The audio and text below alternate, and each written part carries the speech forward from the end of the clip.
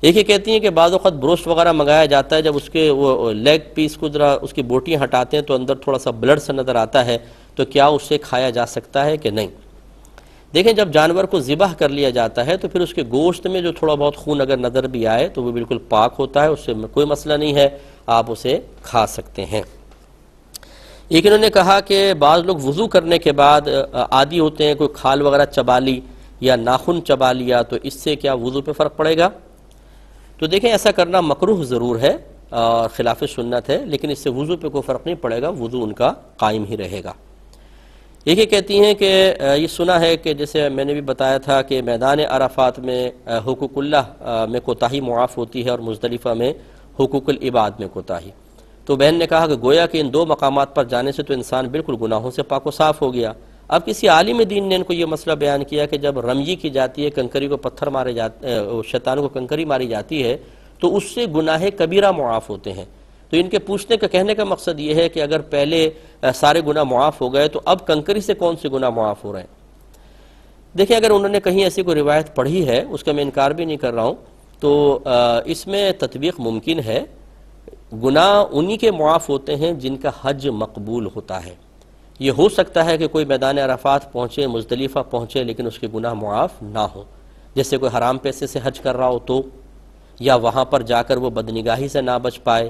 جھگڑے کرے، گندی فحش باتیں زبان سے نکالے، تو حدیث کے اندر یہ قیودات بیان ہوئی ہیں کہ جو میدان عرفات میں پہنچا، نگاہوں کی حفاظت کی، اس نے فحش نہ بکا، جھگڑا وغیرہ نہ کیا، تو وہ گناہوں سے ایسا پاک و صاف ہو جائے گا جیسے آج ہی ماں کے پیٹ سے پیدا ہوا ہے۔ تو بالفرض اگر اس نے وہ شرعی تقاضے پورے نہ کیے اور اللہ تبارک و تعالی ناراض رہا اور ان مقامات پر بھی اس کے گناہوں کی بخشش کا سامان نہ ہوا، تو پھر کنکری مارنا تو اس کے لیے نافع رہا اور اس سے اس کے بہت سارے گناہ معاف ہوں گے۔ تو یوں مطلب ان میں تطبیق ممکن ہے، اس میں آپس میں کوئی ٹکراؤ بظاہر نہیں ہے۔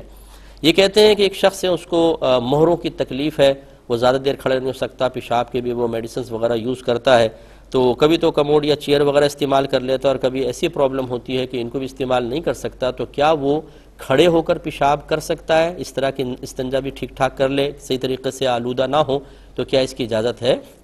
تو بالکل اس کی اجازت ہے۔ اگر واقعی کوئی صحیح شرعی عذر ہے کہ انسان بیٹھ کر پیشاب وغیرہ نہ کر سکے تو وہ بالکل کھڑے ہو کر سکتا ہے۔ بس یہ احتیاط جیسے آپ نے خود ہی بیان فرما دیا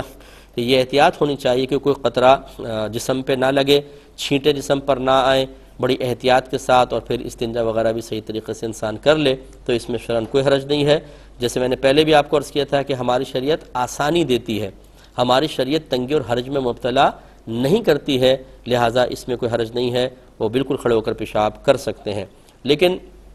اس کو عادت نہ بنائیں، اگر بالفرض کبھی بیٹھنے کا موقع مل جاتا ہے تو پھر بیٹھ کر بھی پیشاب کیا جائے، تاکہ کیونکہ مستقل کھڑے ہو کر پیشاب کرنے سے بسا اوقات بیماریاں بھی لاحق ہو سکتی ہیں، لیکن جب تک عذر ہے بہرحال کھڑے ہو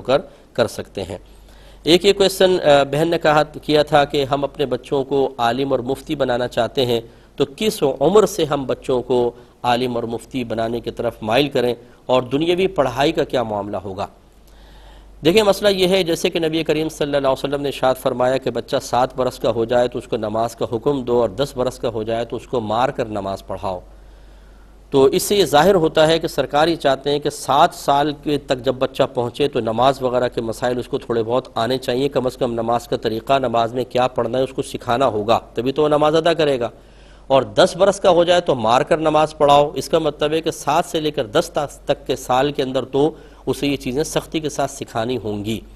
تو اگر وہ عالم مفتی نہ بھی بنے تب بھی آپ تھوڑا سا غور کریں کہ یہ چیزیں تو سکھانی ہے۔ تو پھر ہمارا مشورہ یہ ہوگا کہ بچوں کو آپ دنیاوی تعلیم بھی دیں اور ساتھ ساتھ گھر میں کوئی ایسا انتظام رکھیں کہ بچے کم از کم 12ویں تک پہنچنے تک فرض علوم سیکھ لیں۔ فرض علوم 3 طرح کے ہوتے ہیں، آپ کو بارہا ہم نے بتایا کہ عقائد بما دلائل، اس کے علاوہ عاقل بالغ اگر ہو کوئی شخص، یعنی جیسے بلوغت میں داخل ہوتا ہے تو جو عبادات اس پہ فرض و واجب ہیں ہوتی جاتی ہیں، اور جو معاملات اس کو درپیش آتے ہیں ان کا اتنا علم سیکھنا اس کے لیے ضروری ہے کہ وہ اغلاط سے محفوظ رہتے ہوئے اس عبادت یا اس معاملے کو ادا کر سکے۔ مثلا بالغ ہوئے تو نماز فرض ہے، اور نماز کے اندر پھر یقینی سی بات ہے وضو کے مسئلے، غسل کے مسئلے، کپڑے پاک کرنا، طہارت، تیمم، ان کے مسائل بھی سیکھنے ہوں گے۔ پھر نماز کے فرائض، واجبات، شرائط، نماز کس طرح فاسد ہوتی ہے، یہ تمام معاملات۔ اسی طریقے سے جب اس پہ اگر قربانی واجب ہو گئی تو قربانی کے مسائل، حج فرض ہو رہا ہے تو حج کے مسائل، زکوٰۃ فرض ہو گئی زکوٰۃ کے مسائل، اور اسی طرح اگر نماز جنازہ پڑھنے لگے گا تو جنازے کے مسائل، اس کے یا غسل دینے لگے گا میت کو تو غسل کے مسائل، پھر معاملات ہیں، خرید و فروخت کرنا، کرائے پر لینا دینا، اور دیگر جتنے، یا شادی بیاہ کر رہے ہیں تو پھر شادی بیاہ کے مسائل، مہر کے مسائل، نان نفقے کے مسائل، حقوق بیوی اور شوہر کے حقوق کے تمام مسائل یہ سیکھنا لازم ہوں گے۔ تو جیسے جیسے پھر وہ شرعی احکام اس کو لازم اس کو ضرورت پڑتی رہے وہ سیکھتا ہوگے۔ تیسرا جو ہوتا ہے وہ ہے گناہوں کی معرفت حاصل کرنا، ظاہری گناہ کیا ہیں، باطنی گناہ کیا ہیں، صغیرہ کیا ہیں، کبیرہ کیا ہیں، اور ان کی علامات کیا ہیں، ان سے بچنے کے طریقے کیا ہیں، یہ سب سیکھنا بھی فرض ہے۔ تو گویا کہ 12ویں تک بچوں کو یہ تینوں قسم کے علوم سکھانا یہ ماں باپ کی ذمہ داری ہے، خود سکھائیں، اگر خود صلاحیت نہیں ہے تو ایسے مقام پر بھیجیں جہاں بچے سیکھیں، یا کسی ٹیوشن وغیرہ کا انتظام کریں کہ گھر پہ آ کر کوئی عالم دین ان کو پڑھائے اور یہ کمپلیٹ ہو۔ جب 12ویں بچے کر لیں اس کے بعد پھر ہمارا مشورہ یہ ہوگا کہ بچوں کا رجحان دیکھا جائے۔ بعض اوقات ہم گھر میں ماحول بالکل نہیں بناتے ہیں، بچوں کے لیے ترغیبی عمل کچھ بھی نہیں ہوتا، نہ خود علم سیکھتے سکھاتے ہیں، لیکن جیسے بچے تھوڑے آگے بڑھتے ہیں تو ہم اپنی خواہش کو ان پر مسلط کرنے کی کوشش کرتے ہیں، بھئی ہم یہ چاہتے ہیں تم عالم اور مفتی بن جاؤ، بس ہم بن کے بھی دکھاؤ۔ اب نتیجہ نکلتا ہے کہ بچے بھاگ رہے ہوتے ہیں، طبیعت مائل نہیں ہوتی، ماں باپ ان پہ مسلط کر رہے ہوتے ہیں کہ آپ عالم مفتی بنیں۔ ایسے بچے میں نے اکثر یہ دیکھا ہے کہ پڑھ نہیں پاتے ہیں، 1 2 3 سال ماں باپ زبردستی ان کو کرتے رہتے ہیں، وہ چلتے رہتے ہیں، اور پھر اس کے بعد وہ عمر بھی بڑھ جاتی ہے، طاقتور بھی ہو جاتے ہیں، ماں باپ کی آنکھوں میں آنکھیں ڈالنا بھی شروع کر دیتے ہیں، تو پھر وہ پڑھ نہیں پاتے ہیں۔ اس لیے میری گزارش یہ ہے کہ یہ فرض علوم تو آپ سکھائیں، جب بچہ 12ویں کر لے اس سے پہلے بھی آپ ترغیب ضرور دیتے رہیں، لیکن اس کی طبیعت اور ذہن کو دیکھیں کہ وہ جب